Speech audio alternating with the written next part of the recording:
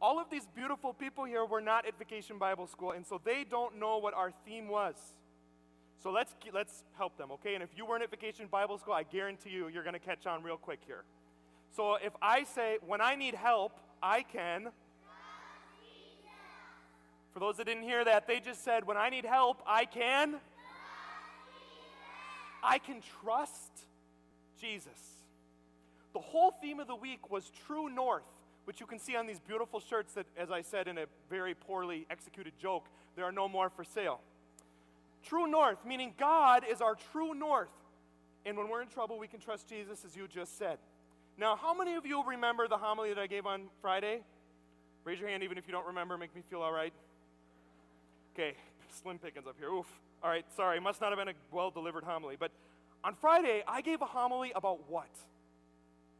When I'm in trouble, I can... Okay, good. I can trust. That's right.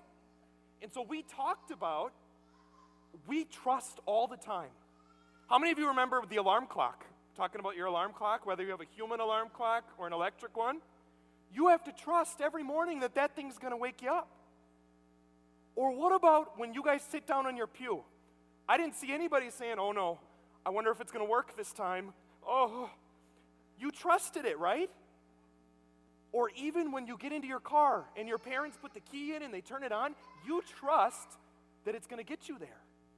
We're trusting all the time. All the time. And so what we were learning at Vacation Bible School is that we need to trust God. Just like we trust our alarm clock and our car and these other things, He is who He says He is, and He's going to be good to us. Now, and the example I gave you, do you remember the picture, the second grade picture of Father Ryan we put up on the screen? I look like Caillou, if you've ever seen that show. Well, the story that I told them for parents that weren't listening, or weren't there. You were listening, but you weren't there. Sorry, that wasn't supposed to be a dig. When I was going into second grade, I was so excited to see my class list. I wanted to see who was in my class. Do you guys remember this? Give me a thumbs up. Yeah, okay, you remember this? I couldn't sleep the night before. I had a whole group of people. I wanted to be in their class. And so I'm running up to the thing. My mom opens the folder. She points to my class. I have none of my friends in my class. I just started to cry. I'm like, are you kidding me? I'm 7 years old. I'm about to spend 1/7 of my life with people I don't even want to spend it with in class? I was so upset. And I had two options. Do you remember? I could go like this. Jesus, why did you do this to me? Why did you put me in a class that I don't want to be in, with people I don't want to be in? Or I could have said, you know what, Lord? This is really hard, but I trust you. I trust that you're going to be good to me and that you're going to bring something good from this. And if you guys remember, the next slide, the two people that I met that year when none of my friends were in that class actually became my best friends for life. I never would have met them if the classes weren't assigned that way. Jesus is saying, hey, I got you. Just trust me. Trust me here. And I met Joe and I met William. We went to numerous Vikings games together. We graduated high school together, and then the picture I showed them on Friday, I actually just baptized Joe's third child a couple weeks ago. So, beautiful.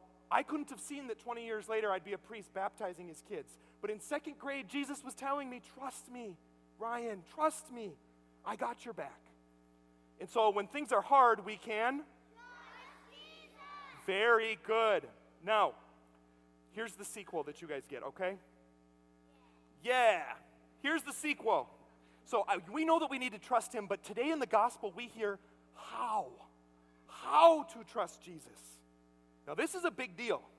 Jesus tells us, ask and you will receive, seek and you will find, knock and the door will be open to you. Did you know that the Bible was not originally written in English? It was written in English. You knew that, Anthony? You did. You did not. You did. Good. So if you actually go back to the original language that it was written in, it actually says this. You ready? Keep asking. Keep seeking. Keep finding. Not ask, seek, and knock, but keep asking. Keep seeking. Keep knocking. It raises a good question. Why does He have us ask Him for stuff? I mean, it's not like we're like, Lord, I want to be in a fun class. Please help me. And He's like, what? Really? Or oh my gosh, I'm really thirsty. I could use a glass of water. And God's like, whoa, you caught me by surprise. God knows what we want, right? Give me a thumbs up if God knows what we ask for even before we ask it. Good, I see a lot of thumbs. That's good. God already knows. So when we're telling him what we want, it's not because, we need to make him aware. He already knows what we need. Here's what's going on. When we ask God, when we keep asking, keep seeking, keep knocking, we're actually giving him access. We're actually saying, I give you permission to work. Even though I don't know how this is going to shake out, I trust you. We're not making him aware. We're giving him access. And so the sacristans were asking me why I had a fishing pole in the sacristy. Well, here you go. It's a beautiful Avengers fishing pole. When I was a kid, here's what I mean. When I was a kid, how many of you go fishing? How many of you like to fish? How many of you have an Avengers fishing pole? That's what I thought. When I was a kid, I'd go fishing with my dad. Okay, so I'd cast out. We'd either go trolling or we would fish with a bobber. But I wasn't very good at casting, and so sometimes the line would get caught around the end. How many of you that happened to you? It gets tangled. And I had two choices. My dad would see this happening and just be like, oh boy.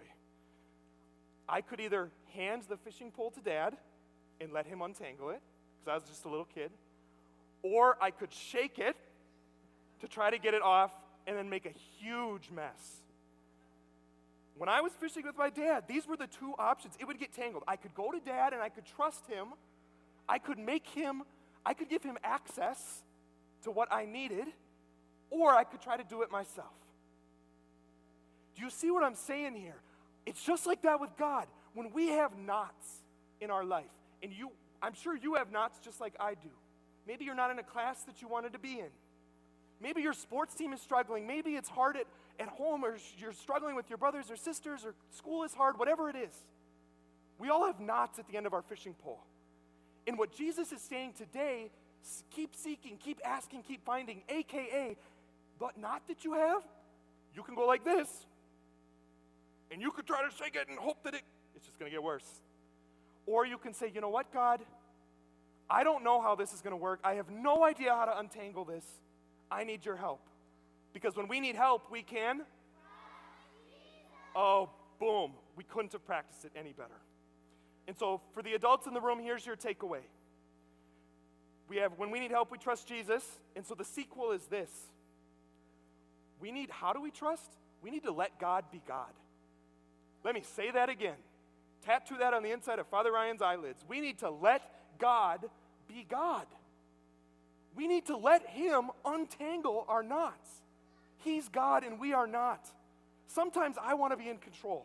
I want to untangle it myself. I want to drive the car. Okay, think about what that actually means. No, you don't. We don't want to be God. I am more than happy to let God take care of me. But it's not making him aware, it's giving him access. And so we need to let God be God. That's how we trust. We let him untangle our knots, and he takes good care of us. My brothers and sisters, do not be afraid to entrust an unknown future to a known God. I couldn't tell you exactly how it's going to shake out. Whatever you're worried about right now, I can't tell you exactly the how. I couldn't have told second grade me, well, you're going to grow up, become a priest, and baptize this kid. You're going to be fine in second grade. I couldn't have told you the how. But with trust in Jesus, I do know that it is going to work out. I do know that he is who he says he is, and he's going to take care of us. All right, last time. When we're in trouble, we can?